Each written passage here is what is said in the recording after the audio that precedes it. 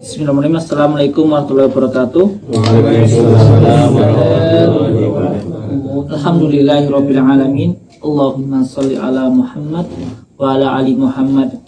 Pada kesempatan malam hari yang berbahagia ini, kita ingin sampaikan kepada teman-teman semua tentang sosok seorang ulama yang sangat agung, yang sangat mulia, dan yang sangat teguh di dalam menjalankan prinsip-prinsip kebenaran, yang tidak takut menghadapi musuh, yang tidak menginginkan harta dunia di dalam menjalankan agamanya. Siapa lagi selain daripada Sa'id bin Musayyab. Sa'id bin Musayyab lahir pada tahun 15 Hijriyah. Jadi beliau lahir di zaman di mana Umar bin Khattab menjadi khalifah. Jadi Umar bin Khattab menjadi khalifah pada tahun 13 Hijriyah. 2 tahun Umar bin Khattab menjadi khalifah, lahirlah seorang anak kecil yang kelak akan menjadi imamnya para ulama, imamnya para tabi'in. Beliau adalah Sa'id bin Musayyab. Mungkin buat orang-orang awam kayak kita baru mendengar namanya ya, karena memang beliau jarang sekali terkenal di kalangan orang awam, tapi orang-orang yang berilmu sangat lama mengenalnya. Beliau adalah bukit di dalam masalah ilmu, sangat tinggi sekali ilmunya. Bahkan beliau ilmunya seperti lautan yang tidak ada satu orang pun tahu kedalamannya ya. Beliau adalah seorang tokoh, seorang pemuka, seorang imam dari kalangan tabi'in. Jadi seluruh tabi'in yang lainnya adalah murid-muridnya Sa'id bin Musayyab, termasuk salah satunya seperti Al-Hasan Al-Basri, kemudian Umar bin Abdul Aziz, Mujahid yang terkenal dengan tafsirnya. Itu semuanya adalah murid-muridnya dari Sa'id bin Musayyab. Beliau mendapatkan kesempatan emas, kesempatan yang luar biasa dengan belajar dari para sahabat Rasulullah Shallallahu Alaihi Wasallam. Beliau belajar kepada istrinya Rasulullah Shallallahu Alaihi Wasallam, yaitu Aisyah, Ummu Salamah, belajar kepada Umar bin Khattab sewaktu kecil, belajar kepada Utsman bin Affan tatkala beliau masih remaja. Beliau belajar kepada Ali bin Abu Thalib tatkala beliau sudah balik. Beliau mengambil ilmu qiraat dari Zaid bin Sabit, Abdullah bin Umar, Abdullah bin Amr, sehingga guru-gurunya itu lebih dari 11 atau nyampe 20 guru lebih. Dan semuanya adalah sahabat Rasulullah Shallallahu Alaihi Wasallam. Belajar kepada manusia mulia, akhirnya beliau menjadi mulia. Ini luar biasa, kesempatan yang jarang orang miliki. Kayak kita nggak bisa belajar dengan para sahabat, beliau sudah meninggal ya. Sehingga kita akan melihat bagaimana karakternya Sa'id bin Musayyab. Karena ya buah tidak jatuh dari pohonnya. Ketika para sahabat ini akhlaknya luar biasa, maka jangan heran kalau Sa'id bin Musayyab akhlaknya luar biasa. Kalau para sahabat itu sangat teguh di dalam membela kebenaran, sampai nyawa menjadi taruhannya, berani mempertaruhkan nyawa untuk membela kebenaran, maka Sa'id bin Musayyab pun seperti itu. Nanti kita akan mempelajari bagaimana keteguhannya beliau di dalam membela kebenaran. Kemudian beliau terkenal dengan simbol kecerdasannya. Tidaklah suatu hadis disampaikan kepadanya kecuali beliau hafal ya, di luar kepala dan tidak lupa. Kelebihannya beliau dibandingkan ulama yang lain, salah satunya adalah beliau mampu menggabungkan satu ibadah dengan ibadah yang lainnya. Contoh ya, beliau mampu puasa Senin, Kemis, dan Yaumul Bid ya, tanpa meninggalkan atau sholat tepat waktu. Beliau ya begini, salah satu kebiasaannya beliau selama 50 tahun ya, dari beliau masih kanak-kanak ya sampai beliau dewasa, beliau tidak pernah terlambat sholat fardu. Bahkan sebelum azan berkumandang, di situ pasti ada Sa'id bin Musayyab selama 50 tahun. Antum bisa bayangin nggak tuh? Makanya ketika oh ini udah mau azan ya, mau azan, beliau langsung dari rumah bawa makanan, bawa minum. Sehingga ketika di masjid azan, ya kan, beliau udah di masjid, nggak terlambat. Makanya beliau bisa mampu menggabungkan antara satu ibadah dengan ibadah yang lain. Beliau bisa menggabungkan sholat malamnya sekalian dia merojaah setiap malam seperti itu. Merojaah Al-Quran bersama sholat malam, nggak capek. Ya, kita wawalam bisawab. Ya, sebagaimana namanya Said, yang artinya adalah orang yang berbahagia. Beliau adalah termasuk orang yang berbahagia. Bahagia karena taat kepada Allah Subhanahu wa Ta'ala dan jauh dari maksiat. Jadi orang yang jauh dari kemaksiatan, yang dekat dengan Allah, mereka itulah orang yang paling berbahagia di dunia dan di akhirat. Beliau juga salah satu ulama yang langka. Kenapa? Jarang ada ulama yang mampu menjadi ahli tafsir. Beliau mampu menjadi ulama ahli tafsir. Tafsir mimpi tapi ya. Beliau luar biasa ya. Jarang ada yang ulama yang bisa menjadi tafsir mimpi. Ya, salah satunya adalah Sa'id bin Musayyab. Marilah kita pada malam hari ini berkenalan dengan Sa'id bin Musayyab. Poin yang pertama yang ingin Ana sampaikan kepada antum adalah tentang kelahirannya, tentang nama lengkapnya. Nama lengkapnya adalah Sa'id bin Al-Musayyab bin Hazan bin Abi Wahab Al-Makhzumi Al-Quraisy Al-Madani. Ya, beliau Sa'id bin Musayyab bin Hazan. Sa'id bin Musayyab bin Hazan. Makhzum Al-Makhzumi Al-Quraisy Al-Madani. Beliau adalah pemuka dari tabi'in. Konon ya, memang diriwayatkan Hazan adalah kakeknya Sa'id ya. Hazan ini adalah kakeknya Sa'id bin Musayyab. Kakeknya ini pernah berjumpa dengan Rasulullah Shallallahu Alaihi Wasallam. Kemudian ditanya sama Rasul, ya, yang nulisnya tertinggal bisa melihat di YouTube sambil tiduran. Ya, jadi Hazan ini kakeknya Sa'id bin Musayyab pernah berjumpa dengan Rasulullah Sallallahu Alaihi Wasallam. Ditanya sama Rasul, siapa namamu? Kata kakeknya Sa'id ini, Hazan. Lah, kata Rasul, jangan namanya Hazan, namanya Sahal. Hazan itu artinya sedih, ya, atau Hazan itu namanya susah, keras. Nah itulah, ya, kurang enak lah makanya. Hal-hal yang kurang baik itu Hazan. Ya, sedih juga, keras juga, susah juga. Kata Rasul, jangan, Sahal aja namanya, mudah. Kata Hazan, ya, ngeyel dia. Harusnya na'am Rasul ya gitu kan, enak. Atau bala ya kan, tentu Rasul. Dia ngeyel nih. Ya Rasulullah, orang-orang kenal saya dengan nama Hazan. Ibu saya ngasih nama Hazan nih, ya kan? Ngeyel ya. Dia mau ganti nama. Maksudnya Rasulullah, nama kamu Sahal aja, tapi dia nggak mau. Kata Sa'id bin Musayyab, ya kan? Karena kakek saya nggak mau ganti nama, kita nih di kalangan Ahlul Bait terkenal dengan sikap kerasnya. Maka nanti kita akan lihat sikap kerasnya Sa'id bin Musayyab, ya. Makanya dari itu kalau antum punya nama, ya, punya anak, kasih nama yang enak. Jangan nama Fir'aun ya. Nama anak Fir'aun ya. Kasih nama, kalau nggak ngerti artinya nanya. Tapi jangan yang aneh-aneh. Einstein ya kan susah itu apa artinya. Albert ya kan. Ya tahu ternyata nama maksudnya bahasa Yunani jelas kan nggak ngerti. Yang maklum-maklum aja lah ya nama ya. Ya tadi sudah Ana ceritakan bahwasannya beliau lahir di tahun 15 Hijriah. Poin yang kedua, pujian ulama terhadap Sa'id bin Musayyab. Yang pertama datang dari gurunya, yaitu Abdullah bin Umar. Abdullah bin Umar mengatakan, wahai Sa'id bin Musayyab, sekiranya Rasulullah Sallallahu Alaihi Wasallam melihatmu, pasti Rasulullah SAW akan cinta kepadamu. Kenapa? Karena Sa'id bin Musayyab setiap detiknya selalu membawa kebaikan, ketaatan, cinta kepada ilmu. Jadi kalau antum pengen dicintai oleh Rasulullah Sallallahu Alaihi Wasallam, oleh Allah dan Rasulnya, maka cintailah ilmu. cintailah ketaatan kepada Allah.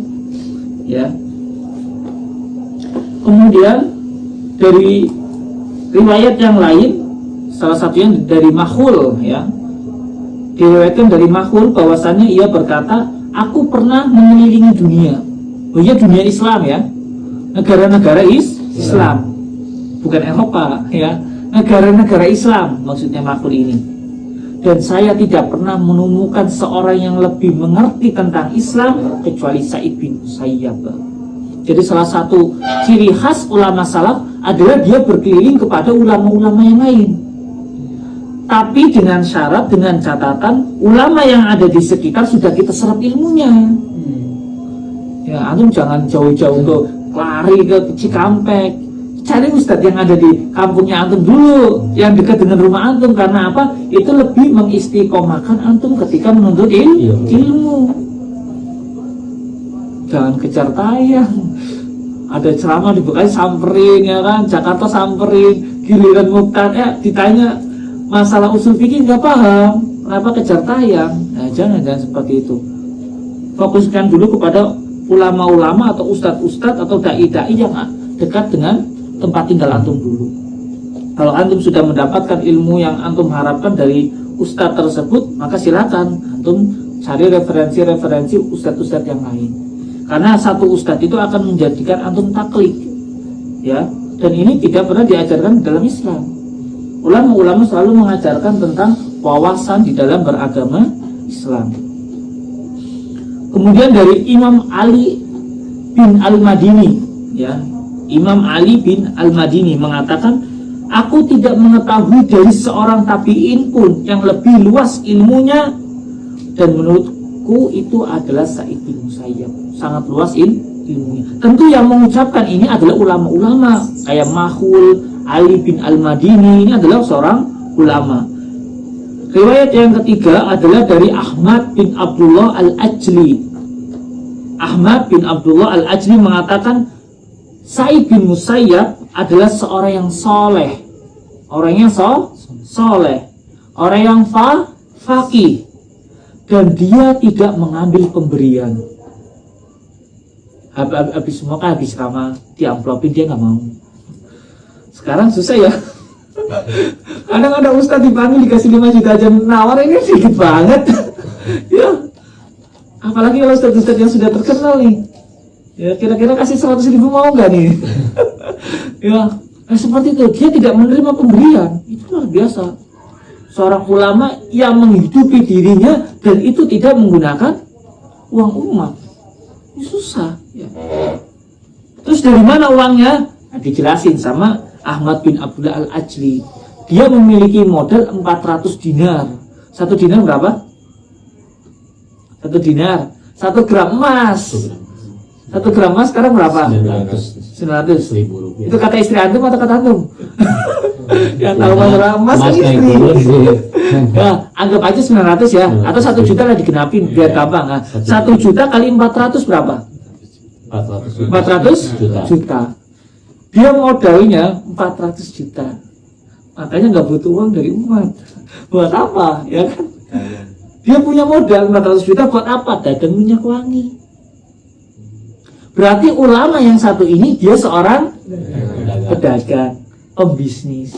Tapi lihat, dia dagangnya di satu tempat saja. Padahal dia punya modal besar. Udah cukup. Coba kayak antum sukses dagang mie ayam. Wah, bukan cabang. Bukan cabang. Pikirannya mesti itu bukan cabang, pasti itu. Nambah. 2 enggak, nambah 2 cabangnya 3. Udah selesai apa? Selesai ngaji ya udah. Sibuk. Setiap hari nerima laporan dari anak buah, kurang 10.000, kurang 20.000, sibuk akhirnya. Ternyata ulama yang satu ini seorang pedagang dan tidak tinggal di pesantren. Kan tinggal di pesantren, artinya waktunya bebas. Mau dia ngaji nggak ngaji terserah dia. Cocok kayak kita nih, cocok ya. Cocok kita kan ya pedagang ya, dagangin barangannya orang ya kan. Ya, dia tidak menerima uang dari ceramahnya dia, yang suatu yang luar biasa ya, insya Allah. kemudian dia dagang, kemudian dia punya cacat di bagian mata, matanya juling. Juling itu apa? Nggak kelihatan ya, burung ya. Ternyata dia cacat, tapi jadi ulama kibar, insya Allah. Ya. Kemudian dari Abu Hatim, ini juga ulama juga ya. Di kalangan tabi'in tidak ada orang yang mulia daripada Sa'id bin Musayyab. Lihat, seorang ulama, seorang ustadz, seorang dai, dia mulia satu jika dia tidak mau menerima uang dari jamaah. Punya wibawa, ya, punya wibawa. Tidak gampang kontak dengan masalah harta dengan murid-muridnya, sehingga mulia. Ya kalau dikit-dikit ini buka donasi kan, jadi harga dirinya ustadz akan turun. Ya. Kemudian yang ketiganya salah satunya dengan dia dagang sendiri sehingga dia mulia. Ya. Nafkahin keluarganya dengan hasil kerjanya sendiri, mulia jadinya. Apalagi kalau uangnya banyak, lebih mulia lagi, ya kan? Ya kan, Anda belajar sama ustadz yang mobilnya Fortuner dengan ustadz yang nggak punya mobil kan beda, ya kan? Punya ilmu, punya harta juga, agak gimana gitu, ya kan? Itu memang kenyataan. Dan bukan termasuk sesuatu aib jika ustadz itu dia menyimpan uang. Maaf, uang saya kalah dengan saya bingung saya ini. Uang saya mungkin 400, tapi bukan 400 juta. 1.000. Ya, itu memang berarti kaya ya. 400 dia kaya, ya. Beliau adalah seorang tabi'in yang mulia, dan dia adalah orang yang paling terpercaya di antara orang yang meriwayatkan hadis Abu Hurairah. Jadi beliau adalah salah satu murid Abu Hurairah, dan orang yang paling banyak meriwayatkan hadis Abu Hurairah. Kalau antum mau nanya hadis Abu Hurairah, kan nanya Sa'id bin Musayyab udah. Hadis A-Z kuasain semua. Jadi beliau tatkala masih muda, beliau sudah menjadi pembisnis, beliau sudah menjadi ahli ilmu. Banyak akhwat-akhwat yang suka, tapi beliau tinggi, targetnya tinggi wanitanya, grade-nya tinggi, nggak sembarang akhwat, ya kan? Bukan cuma kalau nyari akhwat yang hafal-hafalan gampang, beliau nyari akhwat yang paling banyak meriwayatkan hadis, yaitu putrinya Abu Hurairah. Jadi antara Sa'id bin Musayyab dengan Abu Hurairah ada jalinan keluarga. Sa'id bin Musayyab adalah menantunya Abu Hurairah radhiyallahu anhu. Kalau antum pengen jadi ulama, cari anaknya ulama ya. Ya. Kalau antum nggak jadi ulama, minimal jadi pembantunya ulama. Seperti itu. Ini luar biasanya Sa'id bin Musayyab gitu. Sehingga beliau ya konsisten di dalam masalah ibadah. Coba 50 tahun nggak pernah ketinggalan azan. Ini gimana? Berbisnis, ya kan, kerja, cari nafkah, punya anak. Jadi di balik kesuksesan seorang laki-laki ada peran yang luar biasa dari seorang istri. Coba kalau kita Sabtu Ahad dicoleki istri, Mas, bosen lah. Jalan-jalan apa? Ke mall, ya. Kemana lagi, Mas? Iya kan? Dek, tapi kan ngaji, Dek. Ya kan ngaji kan bisa minggu depan. Ya kan? Akhirnya ngajinya ketinggalan. Salat duhurnya wawahu a'lam bisawab, ya kan? Salat asarnya udah kecapean. Maghrib isanya lagi di jalan kena macet. Subuhnya udah tinggal istirahat. Aduh, yang ini luar biasa, nggak pernah ganggu. Kalau carinya akhwat yang sembarangan, udah buru-buru 50 tahun, 1 tahun aja istiqomah sholat, nggak ketinggalan ajar, udah luar biasa. Ya ini kayak gitu, ya. Antum anaknya akhwat Ikhwan? Ikhwan, berarti nanti kalau cari akhwat, nah yang seperti itu, Mas. Iya, iya. Tapi antum harus berubah dulu kayak Bu Hero. Seperti itu ya. Buah tidak jauh dari buah jatuh tidak jauh dari pohonnya. Mertuanya ulama kibar, menantunya ulama kibar. Luar biasa ya. Kemudian dari Makhul juga ya, riwayat dari Makhul juga bahwasannya di halakohnya Sa'id bin Musayyab itu ada juga ulama yang lain seperti Mujahid ya, seorang ulama ahli tafsir ya. Antum kalau melihat ya kitab tafsir Ibnu Katsir itu banyak kan Mujahid, Sa'id bin Jubair. Sa'id bin Jubair juga belajar dengan Sa'id bin Musayyab. Sa'id bin Jubair juga ulama tafsir, belajar, duduk di majelisnya. Bahkan Mujahid ini memberikan sebuah komentar yang luar biasa. Kalau beliau mengatakan suatu kaum tidak akan menjadi kaum yang buruk selama ada Sa'id bin Musayyab. Makanya di kota Madinah, ini beliau tinggal di kota Madinah, ulama-ulamanya pasti luar biasa. Nggak sembarangan orang menjadi ulama di kota Madinah. Sa'id bin Musayyab bukan ahlul bait, bukan keturunannya Nabi ya, beliau keturunan biasa. Kakeknya aja dikasih tahu Nabi ngeyel, tapi anaknya keturunannya luar biasa, Sa'id bin Musayyab. Dan di situ ya termasuk tanda kebaikan suatu kaum tatkala ulamanya baik. Makanya dikatakan Mujahid, bagaimana suatu kaum itu bisa tersesat jika ada orang seperti Sa'id bin Musayyab. Gak gila harta, gak gila jabatan, gak suka pujian, dan berani menyampaikan kebenaran. Itulah Sa'id bin Musayyab. Dan di kota Madinah juga ya bertabur bintang. Salah satunya adalah ulama yang lain selain Sa'id bin Musayyab, ada juga Al-Qasim bin Muhammad bin Abu Bakar As-Siddiq. Siapa cucunya siapa? Abu Bakar. Cucunya Abu Bakar. Jelas jadi ulama, kakeknya juga ulama. Abu Bakar, ulama juga, ulama yang paling ngerti tentang Al-Quran hadis ya Abu Bakar As-Siddiq. Tahu kapan waktunya turun, asbabun nuzul, tafsirnya apa, hadisnya apa, ngerti. Kenapa? Dampingin Rasul. Ibaratnya Abu Bakar itu bayang-bayangannya Rasul ya, selalu ada untuk Rasul. Beliau ketika ada yang nanya, biasa kan murid nanya sama gurunya. Jadi halakoh itu di kota Madinahnya sampai sekarang itu banyak. Ada halakohnya khusus Sa'id bin Musayyab, ada halakohnya Al-Qasim bin Muhammad Abu Bakar, ada halakohnya Salim bin Abdullah bin Abu Umar bin Khattab ya, ada halakohnya Sa'id bin Sabit, ada halakohnya Abu Hurairah ya, di zaman sahabat, zaman tabi'in ada banyak halakoh. Tatkala Al-Qasim itu ditanya ya, cucunya Abu Bakar ditanya tentang suatu masalah, kemudian berbeda dengan Sa'id bin Musayyab, maka Al-Qasim selalu mengatakan ambil pendapatnya Sa'id bin Musayyab. Itu artinya orang yang cerdas. Kemudian tentang ibadahnya Sa'id bin Musayyab ya, poin yang ketiga adalah tentang ibadahnya Sa'id bin Musayyab. Yang poin yang pertama adalah tentang kelahirannya beliau. Poin kedua adalah tentang pujian ulama terhadap Sa'id bin Musayyab. Poin ketiga adalah tentang ibadahnya Sa'id bin Musayyab.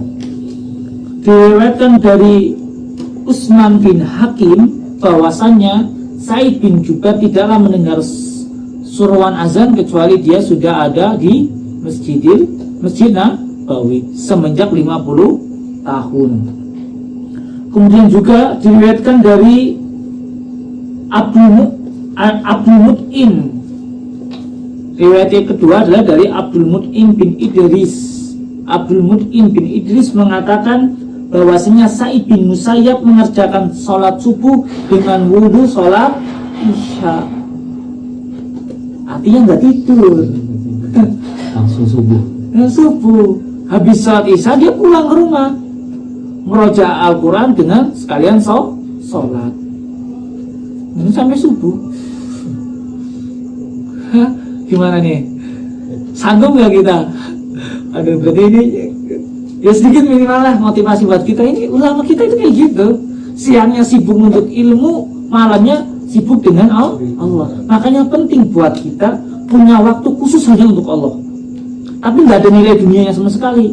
Memang antum jihad, nyari nafkah, antum jihad benar, tapi kan di situ ada nilai dunianya. Coba antum jihad nyari nafkah nggak dikasih gaji, mau nggak? Nggak mau. Karena apa? Ada nilai dunia. Coba kita cari ibadah yang tidak ada nilai dunianya. Nah, itu hanya untuk Allah. Coba kita cari. Terserah antum. Sholat malam boleh, tadarus di rumah boleh. Antum kalau baca Al-Quran di rumah emang digaji? Enggak. Nah, itu hanya untuk Allah. Nah, itu lebih mendekatkan kita untuk ikhlas kepada Allah Subhanahu wa Ta'ala. Mengerjakan suatu ibadah yang tidak ada nilai dunianya, itu menjadikan hati kita lebih ikhlas kepada Allah Subhanahu wa Ta'ala. Dan itu lebih mudah untuk diterima sama Allah. Ya. Nah, itu luar biasa ya. Beliau bisa sholat subuh dengan wudu sholat isya. Ya, nggak kentut. Kita maaf aja. Karena banyak makan ya, makannya beraneka ragam, banyak micin ya. Satu jam aja kita nggak kuat loh. Nahan wudu ya. Dan kita lihat, innallaha yuhibbut tawwabina wa yuhibbul mutatahhirin. Allah itu cinta banget sama orang yang suka taubat dan orang yang suka menjaga wudu yang bersih. Artinya apa? Dia semalaman suntuk menjaga wudu. Kalau antum nggak bisa sholat malam kayak Sa'id bin Musayyib, minimal kita ambil wudunya. Jadi jangan sampai cerita kayak gini nggak ada yang diambil sama sekali, ya kan? Ambil yang antum terapin gitu loh. Nggak bisa kayak Sa'id bin Musayyib, nggak bisa. Minimal kita wudunya sebelum tidur wudu, walaupun ngorok dapat pahala insya Allah. Ya kan? Iya nggak? Ya syukur-syukur itu nggak masalah lah. Ya semampunya. Tapi intinya dengan cerita kisah Sa'id bin Musayyib ini memberikan motivasi kita untuk ibadah. Ternyata kalau kita dibandingkan dengan ulama salaf, bagaikan langit dengan sumur. Sumur lagi itu ya. Kalau bumi kan ini sekarang yang kita hidup, sumur itu dalam lagi. Ya, terlalu tinggi mereka itu, ya Allah. Makanya kadang orang-orang Syiah mencela ulama-ulama salaf ya. Dicela sama mereka. Aisyah laknatullah ya kan. Dilaknat Ali baru diagungkan, Abu Bakar kafir, Umar kafir, Utsman kafir, yang muslim cuma Ali. Ya kan? Ya Allah, lisan mereka sangat kotor ya. Lisan mereka sangat kotor. Kemudian kisah selanjutnya riwayat selanjutnya adalah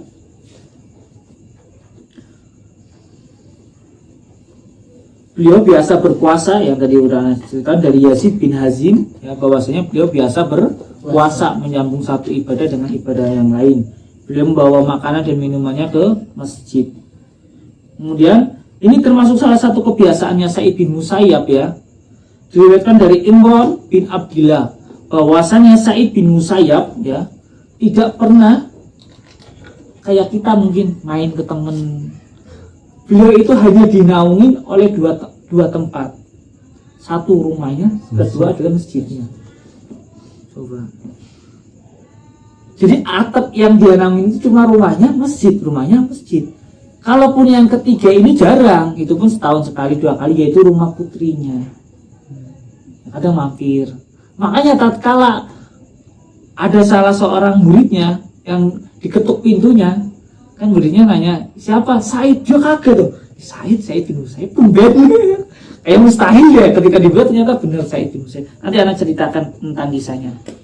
Kemudian tentang keilmuannya Sa'id bin Musayyab ya. Poin yang keempat yaitu tentang keilmuannya Sa'id bin Musayyab. Abdullah bin Umar termasuk gurunya ya. Beliau pernah bertanya kepada Sa'id bin Musayyab tentang hukum-hukum yang diputuskan oleh Umar bin Khattab. Guru nanya murid, wajar ya, tapi bukan ngetes ini, memang gak ngerti. Padahal Abdullah bin Umar adalah putranya Umar bin Khattab. Ternyata yang paling ngerti tentang ilmu-ilmunya Umar bin Khattab bukan Abdullah bin Umar, tetapi Sa'id bin Musayyab. Jadi tentang keputusan apa yang Umar itu maksudnya apa, itu Sa'id bin Musayyab paham. Saking cerdasnya Sa'id bin Musayyab. Sekelas Abdullah bin Umar, ulamanya sahabat, muridnya Rasul, bahkan dikatakan ahlu surga lah, nanya sama Sa'id bin Musayyab. Ajib ya, cerdasnya kayak apa nih? Sa'id bin Musayyab, ulama besar di kalangan sahabat, aja nanya ya. Diriwayatkan dari Al-Imam Qatadah ya. Imam Qatadah itu mengatakan yang paling ngerti halal dan haram di kalangan para ulama tabi'in itu adalah Sa'id bin Musayyab. Karena ya gampang sebenarnya halal haram. Iya, di zaman sekarang udah ada tulisan, tinggal antum ngetik keluar. Zaman dulu nggak pakai hafalan, bukan cuma ini haram nggak pakai dalilnya, ya pakai dalil yang susah. Ya. Beliau berguru, ya salah satu kecerdasannya beliau, ya sampai orang-orang bertanya, itu kok bisa orang cerdas banget kayak gitu ya, dari mana sih ilmunya ya gitu loh. Nah akhirnya banyak yang meriwayatkan bahwasanya dia cerdas, dia pintar karena banyak guru, kepada Abdullah bin Umar, Abdullah bin Abbas, ya, Abdullah bin Amr, Sa'ad bin Abi Waqqas, kemudian Muhammad bin Maslama, Abu Hurairah, Umar, Utsman, Ali, dan sahabat yang lain. Jadi banyak guru. Kemudian Imam Ahmad pernah ditanya tentang periwayatan Sa'id bin Musayyab, karena Sa'id bin Musayyab ketika lahir, ya, itu kan Umar bin Khattab sudah jauh loh, selisih umarnya itu jauh, ya. Artinya ketika Umar bin Khattab meninggal, Sa'id bin Musayyab usianya 8 tahun. Sehingga ulama-ulama yang lain nanya, ini kok bisa paling ngerti tentang Umar bin Khattab, keputusannya, padahal ketika Umar bin Khattab meninggal dia masih usia 8 tahun. Apa enggak meragukan gitu loh, ini benar enggak nih? Ditanyakan hal itu kepada Imam Ahmad bin Hambal, maka Imam Ahmad bin Hambal mengatakan, kalau Sa'id bin Musayyab diragukan periwayatannya, terus siapa lagi yang bisa kamu ambil ilmunya? Artinya enggak ada yang lebih mengetahui tentang periwayatannya Umar bin Khattab kecuali Sa'id bin Musayyab. Artinya kamu itu jangan ragu tentang periwayatan Sa'id bin Musayyab, karena beliau adalah sikoh terpercaya, kemudian nggak pernah lupa hafalannya, ya nggak pernah lupa. Ini salah satu beliau, ya. Kemudian memang beliau adalah seorang yang paling faqih, ya faqih di dalam masalah ilmu agama, kecerdasannya. Kecerdasan beliau, ya, ini merupakan bentuk kesungguhannya beliau di dalam belajar. Makanya Imam Syafi'i yang ngasih nasihat buat kita, ya, ketika nasihat kepada anaknya, wahai anakku, jika engkau tidak sanggup menahan lelahnya belajar, maka engkau harus menanggung kebodohan seumur hidup. Jika engkau, wahai anakku, tidak sanggup menanggung lelahnya belajar, maka engkau harus sabar menanggung kebodohan seumur hidup. Mendingan antum berlatih-latih setahun, 2 tahun, 3 tahun, 4 tahun, 5 tahun, nanti ada hasilnya. Kalau antum sudah belajar, halakonya pindah-pindah, udah, nanti jadi kebiasaan. Ya, seperti itu. Selesaikan step by step. Ada sebuah syair yang mengatakan, ingatlah wahai setiap orang yang tidak mencontoh para imam. Ingatlah setiap jiwa yang tidak mencontoh para imam, maka baginya adalah kesesatan dalam hidupnya. Maka siapa saja yang tidak memiliki contoh, tidak memiliki teladan dalam hidupnya, maka dia pasti akan jatuh ke dalam jurang kesesatan.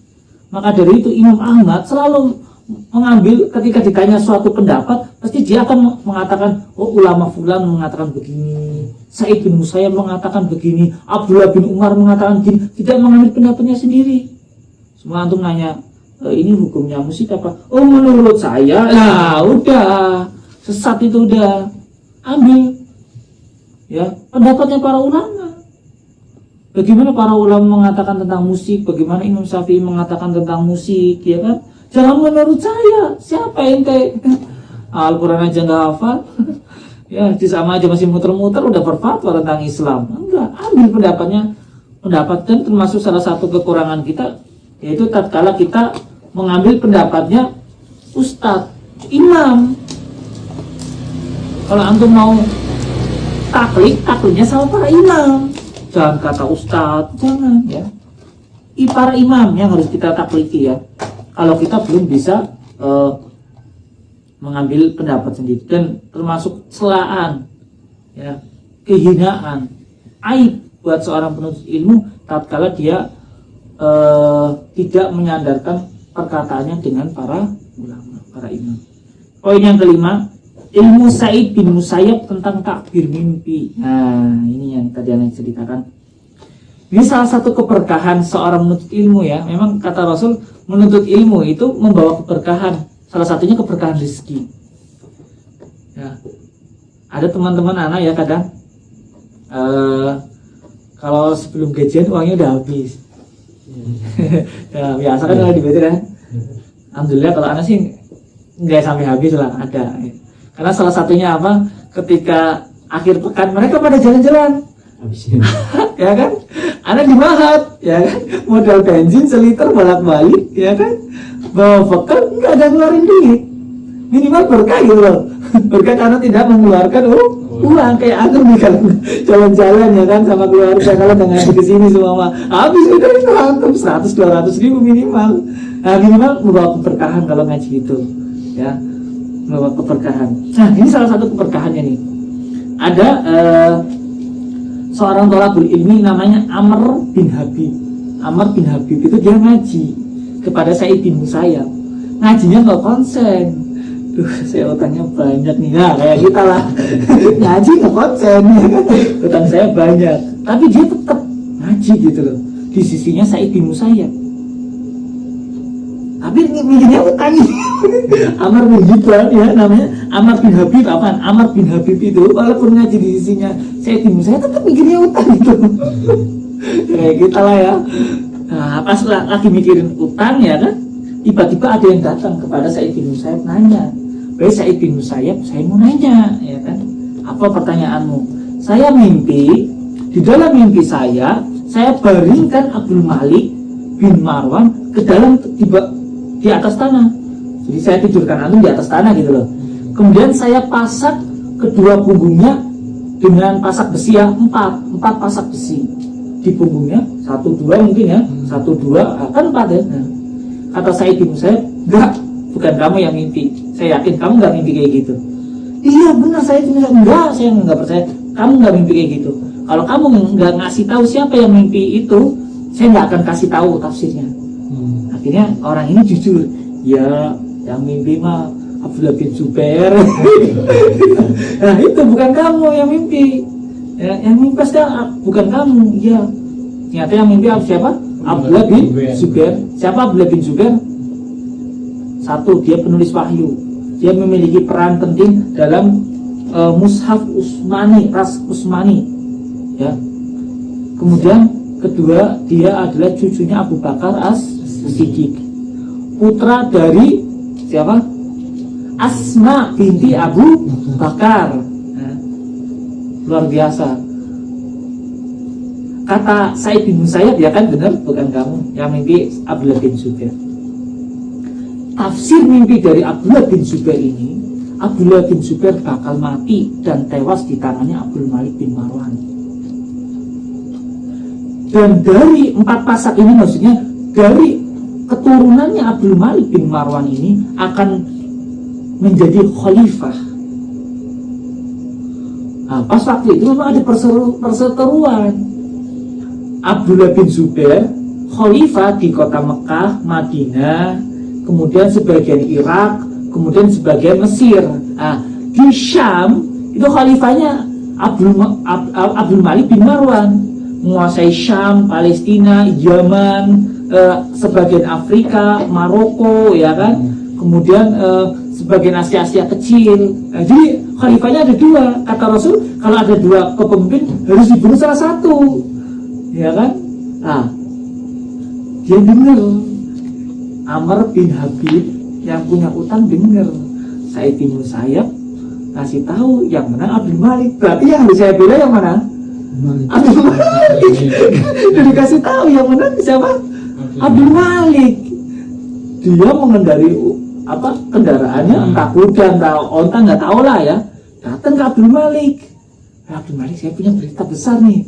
Apa nih? Kamu bakal menang melawan Abdullah bin Zubair. Masa iya? Bahkan dari kamu itu akan lahir 4 orang raja yang akan jadi raja. Masya Allah. Kata siapa? Sa'id bin Musayyab. Oh iya, dia nggak mungkin berbohong. Dia memang ahli tafsir. utang kamu berapa? Ya, dikasih bayarin lunas ya kan? Masya Allah, keberkahan menuntut walaupun ngajinya bener dapat tuh, iya kan? Tapi jangan berharap antum ngaji di sini utangannya lunas. Saya mau ngaji biar utangnya lunas. Niatnya karena Allah ya, seperti itu. Ini salah satunya ya. Kemudian ada juga kisah mimpinya Hasan bin Ali. Siapa Hasan bin Ali? Cucu siapa? Cucunya siapa Hasan bin Ali? Rasulullah. Putranya Ali bin Abu Thalib. Berarti putranya Fatimah.